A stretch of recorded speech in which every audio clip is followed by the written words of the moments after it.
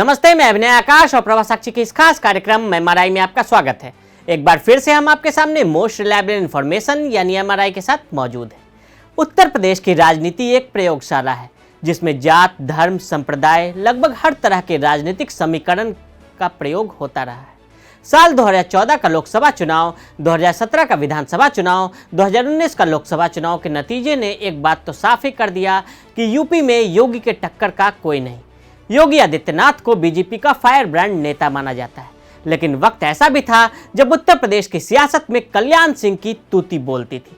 कल्याण सिंह का जन्म 5 जनवरी 1932 को उत्तर प्रदेश के अलीगढ़ की अतरौली तहसील के मढ़ौली गांव में हुआ। कल्याण सिंह के एक पुत्र और एक पुत्री है। उनके पुत्र राजवीर सिंह बीजेपी से एटा से सांसद हैं और उनके पोते योगी सरकार में मंत्री हैं। उत्तर प्रदेश में मुलायम सिंह यादव मुख्यमंत्री हुआ करते थे। हिंदू साधु संत अयोध्या कूच कर रहे थे।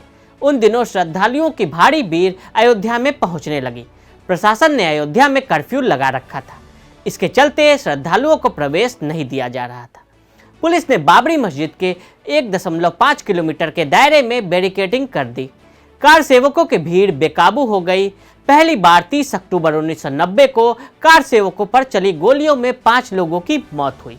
इस गोलीकांड के 2 दिनों बाद ही 2 नवंबर को हजारों कार सेवक हनुमानगढ़ी के करीब पहुंच गए, जो बाबरी मस्जिद के बिल्कुल करीब था।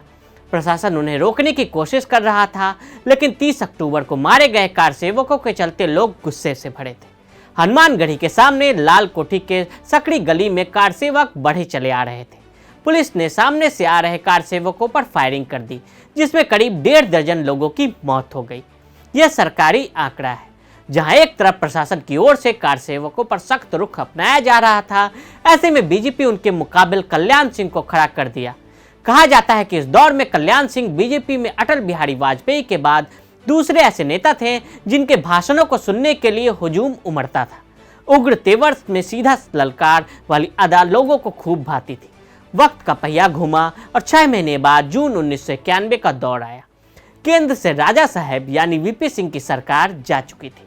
उत्तर प्रदेश के विधानसभा चुनाव में भाजपा ने 425 विधानसभा सीटों में से 221 पर जीत दर्ज की।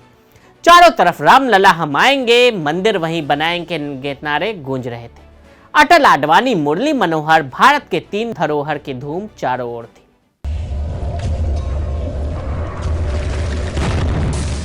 इसी माहौल में कल्याण सिंह ने 24 जून 1991 को मुख्यमंत्री पद की शपथ ली।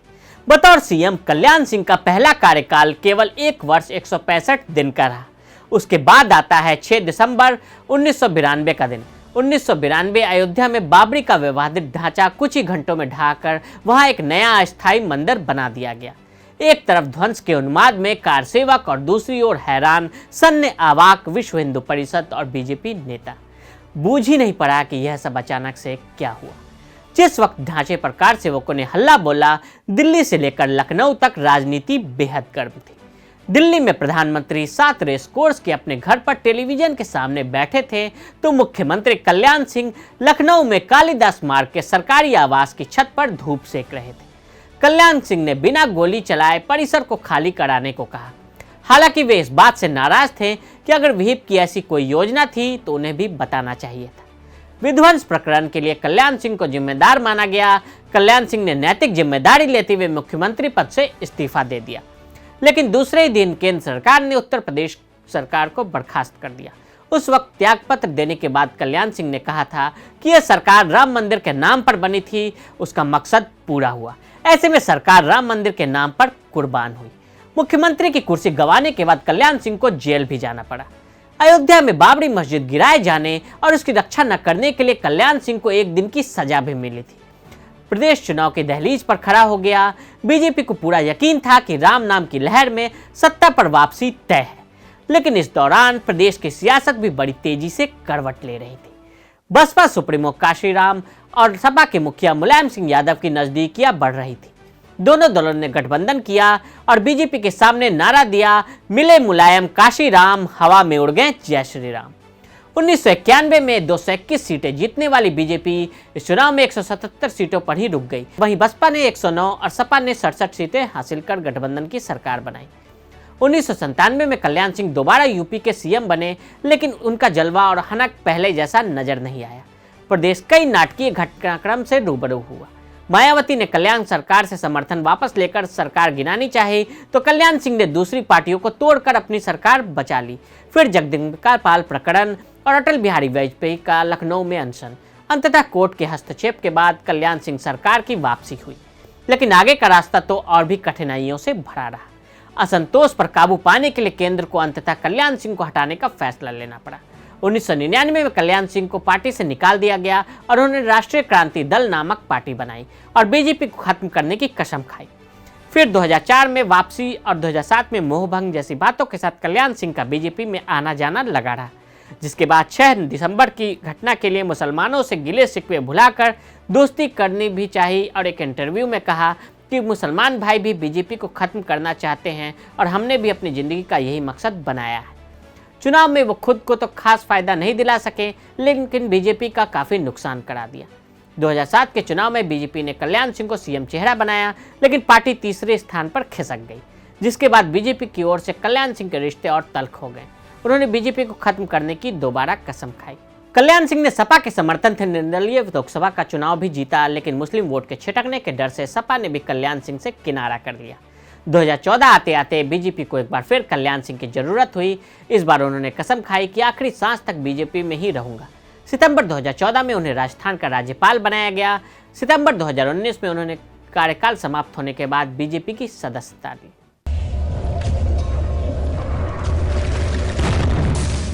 कल्याण सिंह और नकल अध्यादेश। ये 1989 की बात है। कांग्रेस के नारायण दत्त तिवारी को देश के सबसे बड़े प्रदेश उत्तर प्रदेश की जिम्मेदारी मिलती है, जिसके बाद उनका एक आदेश इतिहास में चर्चा का केंद्र बना रहा। राज्य की सत्ता पर काबिज रही एनडी तिवारी सरकार ने सपुस्तक शिक्षा प्रणाली का आदेश जारी किया, जिसके तहत बच्चे किताब लाकर परीक्षा में लिख सकते थे। इस आदेश को 9वीं कक्षा और 11वीं कक्षा के लिए लागू किया गया। उसी वर्ष मुलायम सिंह यादव मुख्यमंत्री बनते हैं और उन्होंने सपुस्तक प्रणाली की जगह केंद्र व्यवस्था लागू कर दी, जिसके बाद बच्चों को अलग परीक्षा केंद्र में जाने की जरूरत नहीं होती। जहां वो पढ़ रहे हों वहीं परीक्षा दे सकते थे। इससे नकल माफियाओं की काफ़ी सहूलियत हुई। सूबे में शिक्षा व्यवस्था का यह रोचक खेल चल ही रहा था कि 1991 में बीजेपी की सरकार आ गई। कल्याण सिंह मुख्यमंत्री बने और यूपी में नकल अध्यादेश लागू हुआ। नकल अध्यादेश लाने के कल्याण सिंह के फैसले और मंत्री राजनाथ सिंह की शिक्षा जगत में काफ़ी प्रशंसा हुई। उस दौर में नकल करते कई छात्र पकड़े गए। 10वीं में सिर्फ 14% और 12वीं में 30% बच्चे पास हुए। नकल करते पकड़े गए बच्चों को हथकड़ी बांधकर जेल भेजा गया। बच्चों के हाथ में हथकड़ी होने से उस वक्त सियासी गलियारों में तूफान भी मचा। 1993 के चुनाव में मुलायम सिंह यादव ने लोगों से समाजवादी सरकार बनने पर अध्यादेश खत्म करने की बात कही। ये वो दौर था जब देश और उत्तर प्रदेश विवादित ढांचा और विध्वंस और अन्य राजनीतिक उथल पुथल से गुजर रहा था। 1993 का चुनाव बीजेपी हार गई और सपा बसपा ने मिलकर सरकार बनाई। इस चुनाव में राजनाथ सिंह तक अपने विधानसभा क्षेत्र से हार गए थे। कल्याण सिंह को मिली क्लीन चिट। बाबरी मस्जिद विध्वंस की जांच के लिए बने लिबरल आयोग ने उस वक्त के पीएम रहे नरसिम्हा राव को तो राहत प्रदान की थी, लेकिन कल्याण सिंह समेत कई नेताओं पर केस दर्ज किया था।